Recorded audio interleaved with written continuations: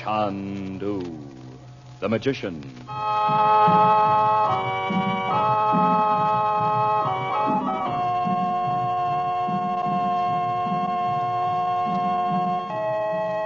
Good evening, ladies and gentlemen.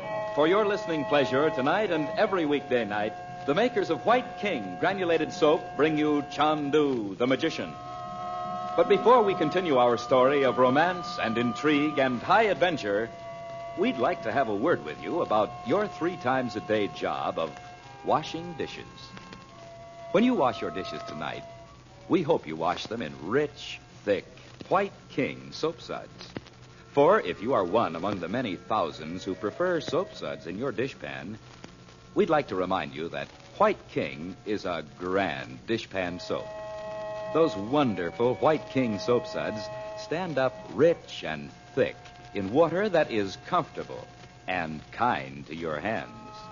Yes, indeed, White King suds are so gentle, they are safe for pretty hands.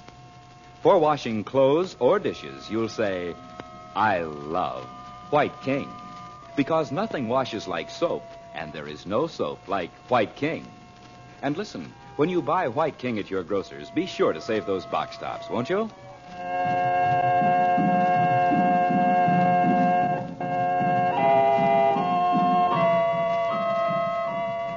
Abandoned in the Egyptian desert by their guides, Frank Chandler and the Regents are attacked by outlaws. Chandler, known in the Far East as Chandu the magician, overcomes the Arabs by his occult powers and learns that the man who stole the precious emerald is a member of an established gang of jewel thieves. Then suddenly a sandstorm blows up across the desert. Crouched behind their camels, the little party is facing death amidst the swirling sand. Chandu, the magician. Bob, get down. You'll suffocate if you don't. How long do you think it's going to last, Uncle Frank? I hope this camel doesn't get tired of sitting here and walk out on us. He's been through dozens of storms like this, Bob. Well, if the wind keeps on, will the sand just cover us up? Oh, Betty.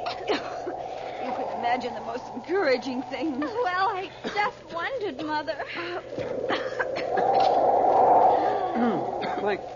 My clothes are so full of sand that every time I move an arm, I kind of break.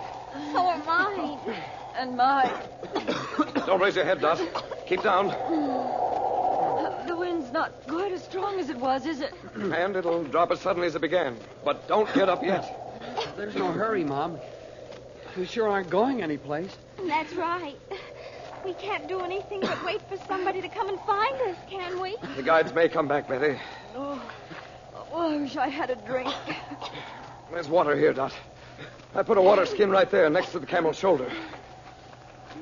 It's not here, Uncle Frank. It's covered up with sand. Must be here. Oh, it isn't, Frank. Poke your arm right down in the sand. Oh, here, I'll do it. Don't let it go, Bob. We can wait until it stops blowing. See how clear the air is getting? The storm's nearly over. We're lucky. Why? Sometimes they last for days. Oh. I wonder where that water skin can be. Let's all dig. Oh, wait, Betty. If we don't dig in the right place, we'll just be covering it all the deeper. Camel hasn't moved, so it must be right about here. Here, we'll dig here, Bob. Oh, the wind's almost stopped. Oh, I'm going to stand up. Let's shake the sand off. Oh, isn't it scratchy? Any luck yet, Bob? Not yet. Oh, look. The sand's drifted over everything. No tents, no... Oh, yes. Look, Uncle Frank. I know, Betty. Say, what about all our things? Won't we ever find them again? We'll try. If the guides come back, we'll probably unearth most of them. Say, what about those guides? They didn't take any camels when they went to look for that phony plant. Well, they didn't dare take them, Bob. Why? For fear we'd suspect what they were up to. Yes, but what did they think would happen to them if they didn't have any camels? Well, you know that whole story about curing a sick camel was just an excuse to get away, Betty. Well, yes, but I still What they don't- did was go over a sand hill out of sight and signal to those outlaws that we were here alone. Oh. After we'd been disposed of, the guides would just walk back here and divide up our things. It'd be very simple. Only they got caught in the sandstorm themselves. Serves them right. You're kind of bloodthirsty. Do you know that? I'm just plain thirsty. You don't seem to realize we're at least 3 days from Cairo, and nobody knows we need help. Oh. So if we can't find the water... Bob. Is it really as bad as that, Frank?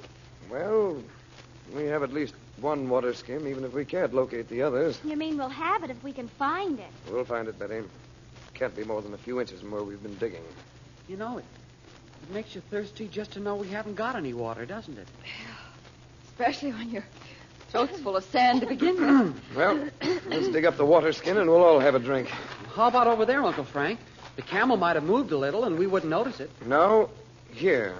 Let's try right about here. Oh, it can't be that deep, Bob. You're halfway to California. No, yes, it can, Betty. We have no idea how the sand drifts in the wind. How you doing, Bob? Oh, I think I found it. Wait, yeah, here it is. Here, move over a little so I can give you a hand. I was beginning to think of all sorts of things about people stranded in the desert. Hey, we must have found a spring or something. Maybe you've discovered a brand new oasis. Well, the sand's all damp. Look out, Bob. Let me see. Oh, it's nearly out now, Uncle Frank. Here she comes. Brush off the sand and... Well, what's the matter? Hand it here, Bob. I wonder if those guides did this deliberately. Did what? It was turned upside down in the sand, Dot. Nearly all the water's run out. Oh, but you said you'd put it down by the camel yourself when the storm blew up. No, I put it here when we first made camp. After Hamid told me that story about the sick camel. He saw me drop it here. It had a cork in it, Uncle Frank. That's why I wonder if it wasn't done purposely. There's no stopper in it now. Only the way it was lying in the sand kept every drop of water from running out. How much water is there? Well, enough for a drink for each of us, I guess. Well, that's something. I'll say it's something. Have you still got that little collapsible cup, Bob? Oh, yeah. Here, Uncle Frank.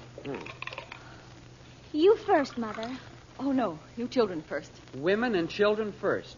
That's you and Betty. I resent that, but I'll see you later. Take it, Mother. Thank you, dear. Oh. You're next, Betty. I hope I don't spill any.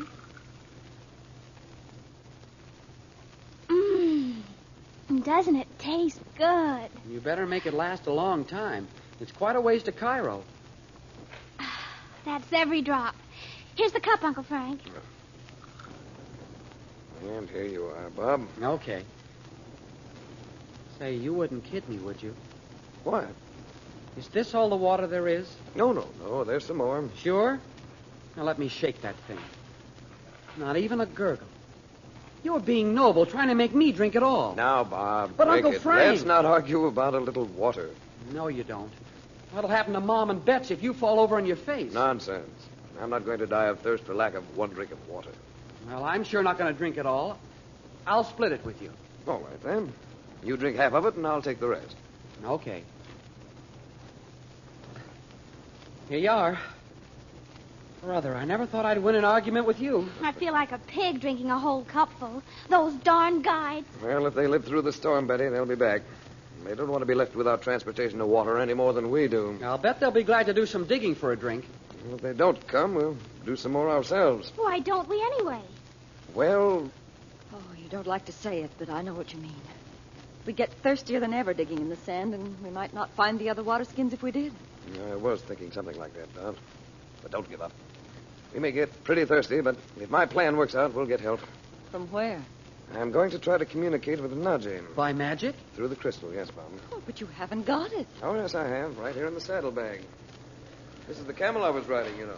Well, Uncle Frank, there's that airplane again. Yeah, I hope it's the same one. That'll mean someone's looking for us. I don't get it. Well, I heard it just before the storm began, didn't you? I did not. Did you, Frank?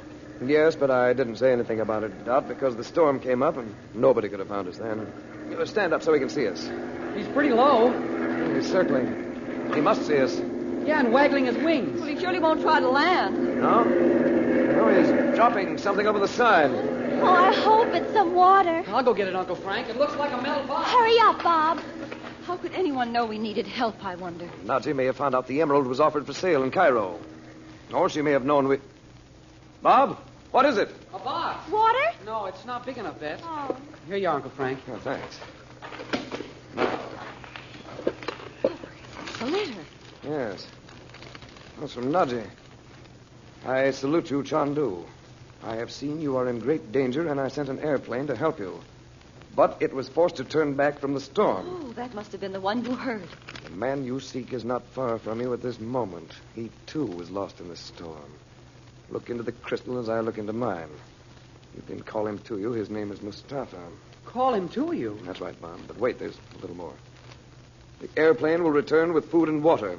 My guide will reach you in 2 days. In the name of the 3x3, Naji.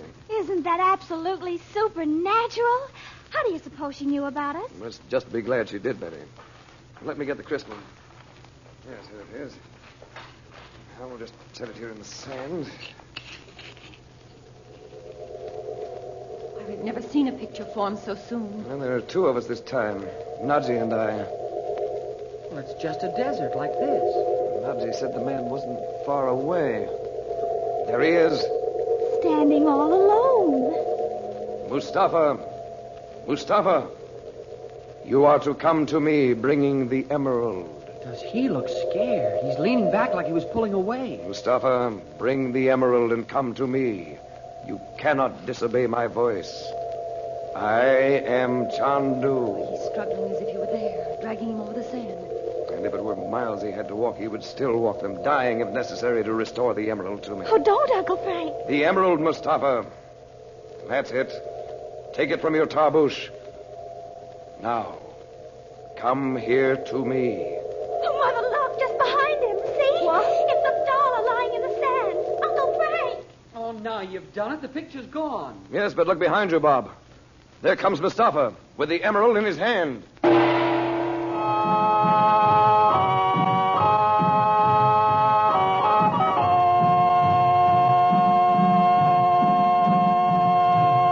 Now, before we say goodnight for Chandu the Magician, may we take just a moment for another word about White King granulated soap.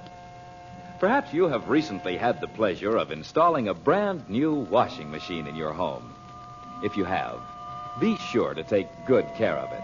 But remember that no washing machine can work any better than the soap you use. We hope that your soap is White King, the first soap ever invented for washing machine use. Always a good soap. Today, White King is better than ever. That's why we say there is no better soap for any washer, new or old. Today, White King's creamy suds wash your clothes cleaner than ever, faster than ever. Wash off surface dirt and wash out hidden dirt. So no matter what type or brand of washing machine you choose, may we remind you that nothing washes like soap, and there is no soap quite like White King. That's why we know you'll love White King.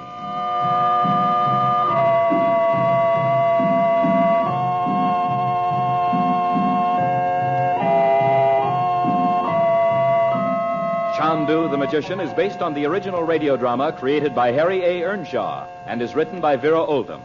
Bob Regent is played by Lee Millar. The makers of White King invite you to listen tomorrow at this time when the story resumes. Chandu the Magician. This is the Mutual Don Lee Broadcasting System.